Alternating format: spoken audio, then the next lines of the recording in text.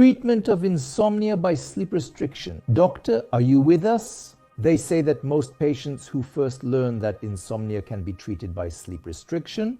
Today we'll discuss this. Watch this video until the end and I'll tell you a method that will help you figure out how much you need to restrict your sleep in order to, on the one hand, deal with your insomnia, but on the other hand, make sure it's safe. Before I move on directly to the sleep restriction technique, I'll explain why it's necessary to restrict sleep and what the mechanism of insomnia development is. Then you'll understand that by actually reducing the amount of time spent in bed, we can treat insomnia very effectively. How does the development of insomnia occur? Something triggered sleep problems in a person, and how does the person react to this? He tries to fall asleep, he lies in bed, but sleep doesn't come. 10 minutes, 20 minutes, half an hour, and all this time the person is lying in bed and trying. If this is some short episode, well, let's say often people say that even in their youth, before exams, before trips, they had poor sleep with difficulty falling asleep. But the exam passed. The person is relieved, thinking they'll catch up on sleep the following night after not getting enough rest, planning to make up for it the next evening. But sometimes in life, there are these lingering stressful situations, or let's say some other things like illnesses, that can really make it harder to fall asleep. And a person lying in bed starts trying to fall asleep, and after trying 20 or 30 times, a persistent conditioned reflex of fear of not falling asleep develops. Just thinking about going to bed makes sleep disappear for some people, but that's typical human behavior. I'm desperately sleepy. I go into the bedroom, approach my bed, lie down, and suddenly all the sleep is gone. Immediately there's excitement, my heart starts racing, and sleep disappears. Next, where does a person lie when trying to fall asleep? He lies in bed, of course. The longer a person lies in bed without sleeping, the more the bed becomes associated with insomnia, causing two negative reflexes: fear of not falling asleep and associating the bed with sleeplessness. And if this goes on for some time, it becomes, let's say, a self-sustaining product of the person's own attempts. And at this point, it doesn't even matter what originally triggered these problems. Even the stress may end or some illness may disappear. But these conditioned reflexes remain, and the person starts reinforcing them literally every following night. He goes back to bed, lies down, and still can't fall asleep. This becomes a self-sustaining process. Or so-called conditioned reflex insomnia can then last for months, years, or even decades, but that's only half the problem.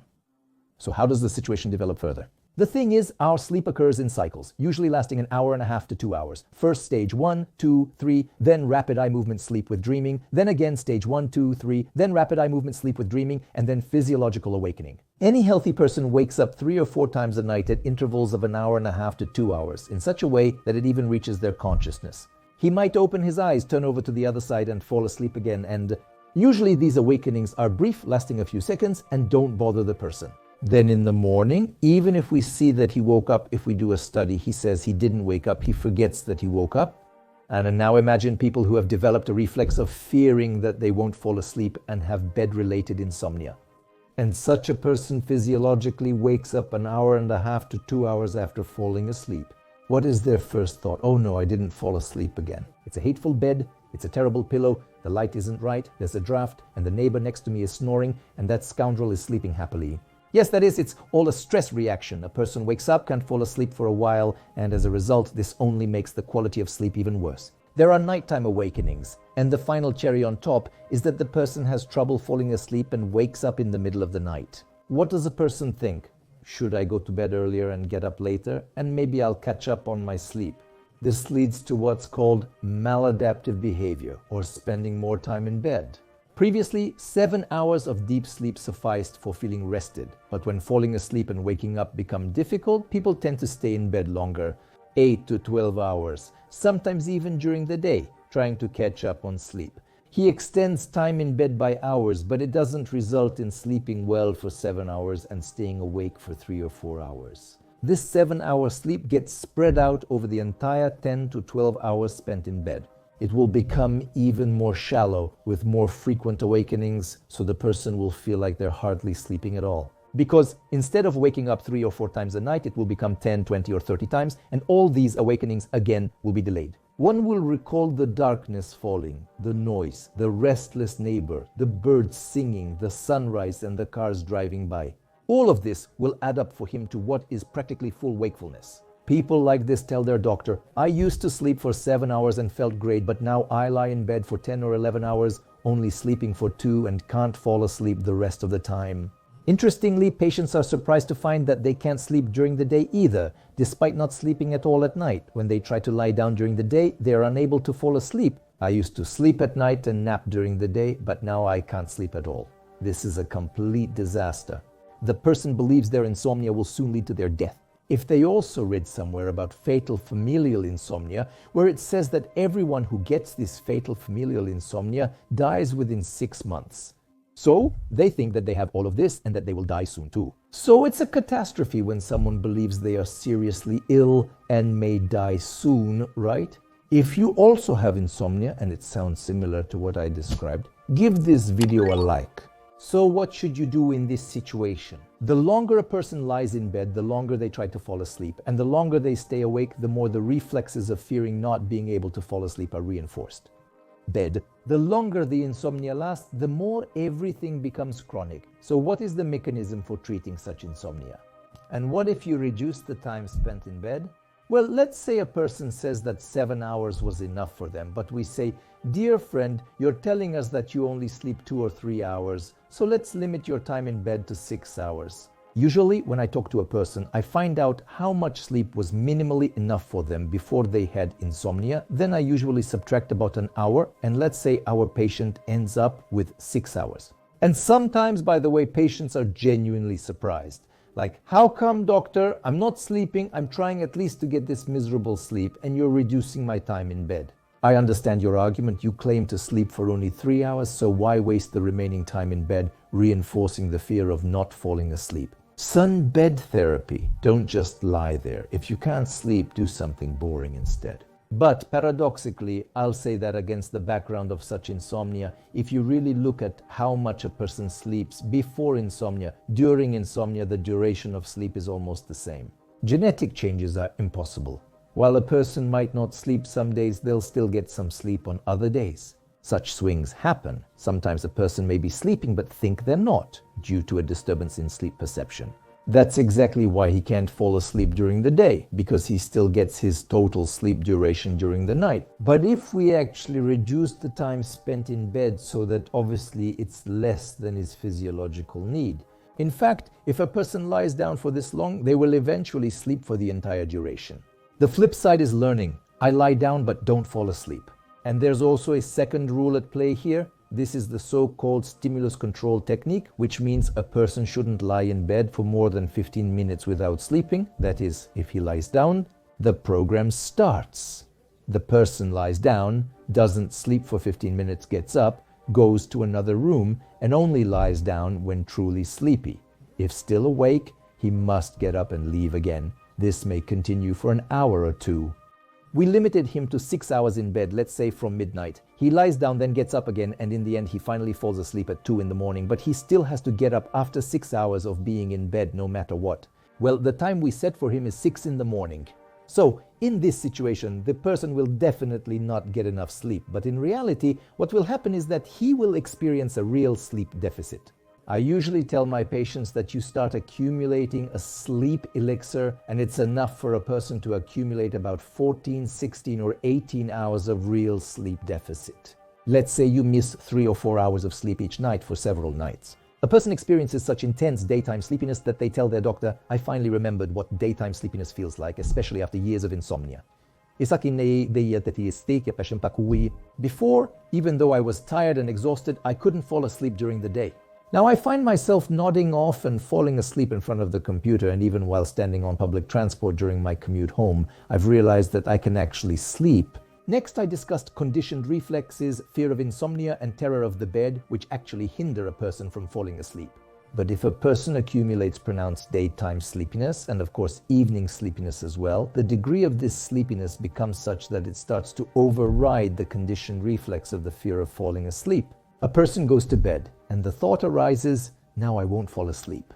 But he falls onto the pillow and just switches off simply because of pronounced sleepiness, and he starts to fall asleep quickly and sleep. These 6 hours are like a recipe without any legs to stand on, but as soon as a person literally manages to fall asleep 10 or 15 times without fear, a positive conditioned reflex begins to form. I'll say literally in 2 or 3 weeks, patients tell me, "I'm already, doctor, standing by this bed before I couldn't go to bed before midnight. I would sway, barely able to think straight, and then at midnight, oh, thank God, I fell down and fell asleep." Yes, this is achieved at the cost of limiting the time spent in bed and experiencing pronounced daytime sleepiness. But this is the most effective technique for treating insomnia at the moment with an evidence-based level, and no pharmacological drug has such a level of evidence. But it's clear that a lack of sleep interferes with a person's life. But as soon as we see that a person is sleeping almost all of those 6 hours and their so-called sleep efficiency index is above 90, that is more than 90%. If a person sleeps during the time spent in bed, we gradually begin to increase the time spent in bed by 15 minutes, sometimes by half an hour. And we see on the one hand that the person still has to sleep during the entire time spent in bed, more than 90% of the time. But on the other hand, his daytime sleepiness gradually starts to go away because we are adding more time spent in bed. However, catching up on sleep doesn't simply reset a person back to their original state. But it's a very gradual process because forming a stable conditioned reflex takes a certain amount of time. On average, it takes about 20 days, though it can range from 15 to 25 days for some people. And if we keep a person in a certain state of sleep deficit, gradually decreasing it over about 3 weeks, then on the one hand, we teach them to fall asleep quickly, sleep well, and without waking up. On the other hand, by gradually increasing the time spent in bed, we reduce daytime sleepiness. And as a result, we achieve such a balance that on the one hand, the person sleeps almost the entire night and enjoys their cozy bed, maybe just a little bit lacking sleep, but at the same time does not experience pronounced daytime sleepiness. This technique allows you to literally change a person's thinking and behavior in just 3 weeks and effectively cure their so-called conditioned reflex insomnia. Of course, within the framework of the program I conduct, the so-called cognitive behavioral therapy program, we actually implement a wide range of different techniques. This includes lifestyle changes, relaxation techniques, fighting negative thoughts, and sleep hygiene. We explain everything. This is a comprehensive program, and in the description of this video, you can find a link to this program. But by applying this program for 6 weeks, I am now able to cure the overwhelming majority of patients with chronic insomnia, sometimes lasting for decades. And mostly without using any pharmacological drugs, applying specifically cognitive behavioral techniques. So, if you have serious insomnia, especially with such entrenched conditioned reflexes, contact me. I will be able to help you effectively. Moreover, interestingly, there are cases, sometimes even curious ones, when you feel like some kind of Avicenna and Hippocrates combined. A patient comes to me and she doesn't have chronic insomnia. She had 3 months of insomnia after a stressful event. But in fact, this is already basically standard chronic insomnia with established conditioned reflexes, although these reflexes are not as deeply ingrained. For 3 months, she says she practically doesn't sleep at all at night in bed. She started lying in bed for 12 hours. Here, her husband sits next to her and strokes her head. She's almost crying and says that she will die soon. And basically, that's the whole mechanism. I'm telling you that actually, you sleep just as much as you did before the insomnia, but you simply don't perceive it. You definitely will never die from this. Nothing terrible will happen to you. Right now, we are going to use the sleep restriction method with you and everything will be fine. But first, we need to rule out various organic causes. This is the standard examination for insomnia. That is, we do a polysomnography for the patient. We prescribe a sleep diary, which she keeps for 2 weeks. We assess. We also take various tests that can show if there are any deficiencies in vitamins or trace elements. She fills out questionnaires during a basic examination. I'm giving you this information as we begin the examination process. I look at the diary and I can check the electronic diary as we go along. Literally from the night after she left me, she began sleeping almost all 8 hours. And she comes to see me at the next appointment with all the test results. Her blood test results are all perfect and her sleep diary is obviously almost normal now. The polysomnography reveals nothing significant. She reminds the doctor that they have already discussed these findings. I understood that actually. First, it's not terrible. Second, it's just a disruption of my thinking and behavior. I decided simply in accordance with your recommendations that you told me that I would start implementing them right now to do something. I believed you. I went to bed, fell asleep, and slept for 8 hours. To be honest, I woke up to an alarm, so I didn't get enough sleep. Since then, she says she's been sleeping normally for 2 weeks. I told her we would work on this and that it takes 6 weeks to eliminate conditioned reflexes and so on. That's sometimes how it is, generally speaking. A change in a person's consciousness and attitude toward this insomnia and, in general, modifications of certain behavioral things lead to the fact that a person is practically cured of their 3-month severe insomnia in just one day. When she was there, she vividly described how she was going to die from it, although it was an exaggeration. That is, in general, it takes about 6 weeks to change all these reflexes again. And for people who have had insomnia for 10, 15, 20 years, sometimes it even takes 8, 10, or 12 weeks. The main thing you need to understand is that if a person follows my recommendations, maybe it's a little harder, all of this a little worse and harder. There is a breaking of these negative reflexes. But you can definitely achieve results, and you can definitely cure this insomnia if you just follow everything carefully and systematically. That's how interesting it can be with our patients when I treat them with cognitive behavioral therapy methods for chronic insomnia. If you have insomnia, share your methods. What did your doctors recommend? Did you try anything on your own? Do you have acute or chronic insomnia? How long have you had it? Have you used cognitive behavioral therapy methods? It will just be interesting to exchange opinions. Maybe I can give you some additional recommendations myself. In general, let's discuss this in the comments. I promised you that I would tell you. How can you determine for yourself how much you need to limit your sleep?